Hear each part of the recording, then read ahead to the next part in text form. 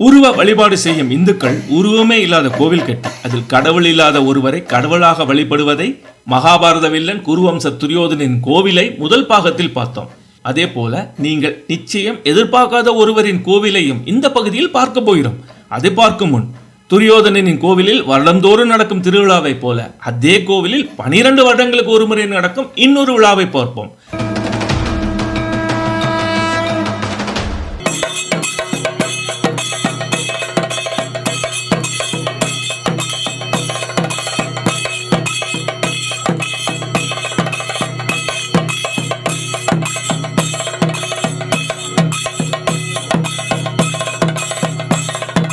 பள்ளிப்பான மகா கர்ம தோஷம் போக்கும் விழா.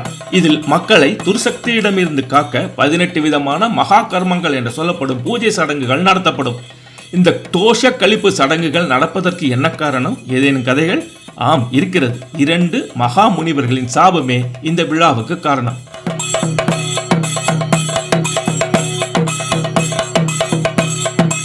ஒரு சமயத்தில் பராசக்தியிடம் பெற்ற மாலையையும் வீணையையும் துர்வாச முனிவருக்கு காணிக்கையாக கொடுத்தால் தேவலோக பெண்மணி ஒருத்தி. அந்த காணிக்கையை தேவர்களின் அசுரன் இந்திரனிடம் கொடுக்க விரும்பி அதை எடுத்துக்கொண்டு இந்திரனை காண சென்றார் முனி.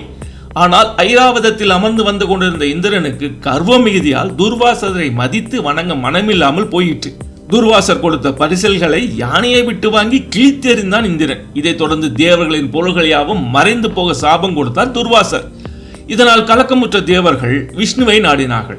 பார்க்கடலை கடைந்தால் மட்டுமே இழந்த பொருட்களை மீட்க முடியும் என்று சொன்னார் விஷ்ணு. இதற்காக மந்திரமலையை மத்தாக்கி வாசுகி பாம்பை கயராக்கி கடைய முயன்றார்கள் தேவர்கள். பாவம், அவர்களால் முடியவில்லை. பின்னர் தேவர்களும் அசுரர்களும் இணைந்து கடலை கடைந்தார்கள். கடலில் இருந்து அமிர்தத்தை பருகி சாகாவரம் பெறவே இரு கோஷ்டியும் விரும்பியது. இப்படி கடலை கடைந்த போது காமதேனு முதல் லட்சுமி தேவி வரை பல பொருள்கள் தோன்றின. முடிவாக அமிர்தம் வெளிப்பட அதை அசுரர்கள் அடைந்து விடாமல் தடுக்க மோகினி அவதாரம் எடுத்தார் விஷ்ணு.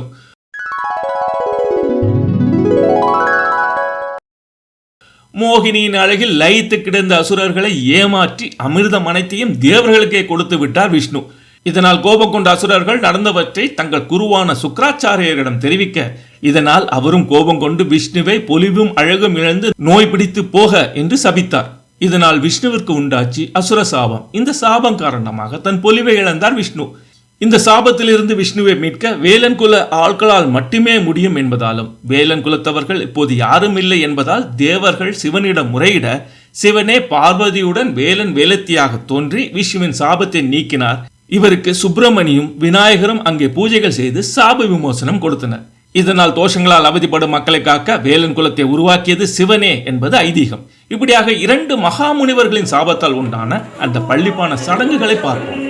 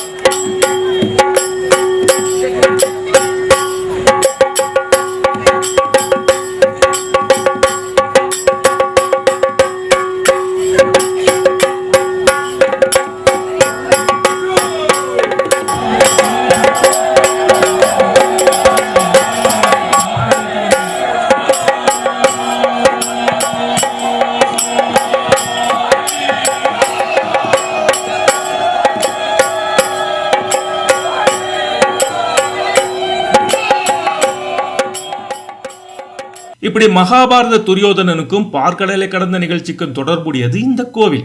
அது மட்டுமல்ல, இந்த கோவிலின் சுற்றுப்பகுதிகளில் துரியோதனின் சகோதரர்களுக்கும் உறவினர்களுக்கும் கோவில்கள் இருப்பதாக சொல்லப்படுகிறது.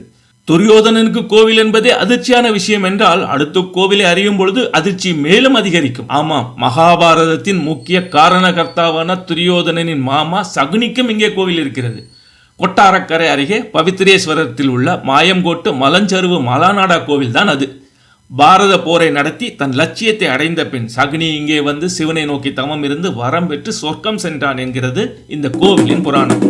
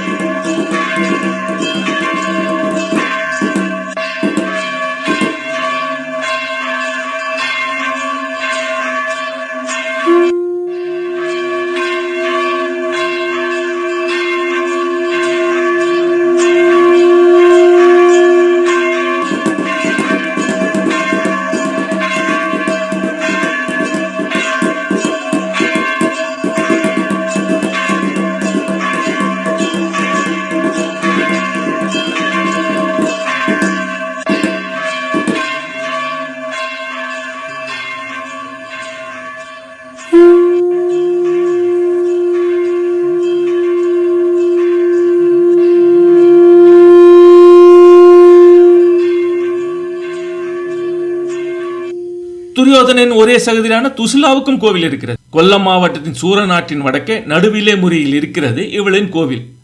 குன்னிராதத் மலைநாடா கோவில் என்று அழைக்கப்படும் இந்த கோவிலிலும் கடவுள் சிலைகள் இல்லை. துரியோதனனின் கோவிலை போலவே பீடத்தையே வணங்குகிறார்கள்.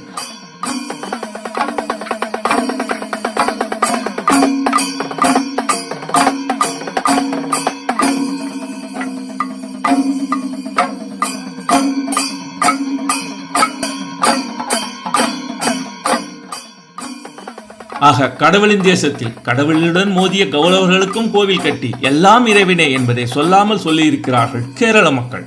ரைட், இந்த கோவில்களின் கதை உங்களுக்கு பிடிச்சா லைக் பண்ணுங்க, கமெண்ட் பண்ணுங்க, கூடவே சப்ஸ்கிரைப் பண்ணலைன்னா அதையும் பண்ணி ஊக்கப்படுத்துங்க. நன்றி, வணக்கம்.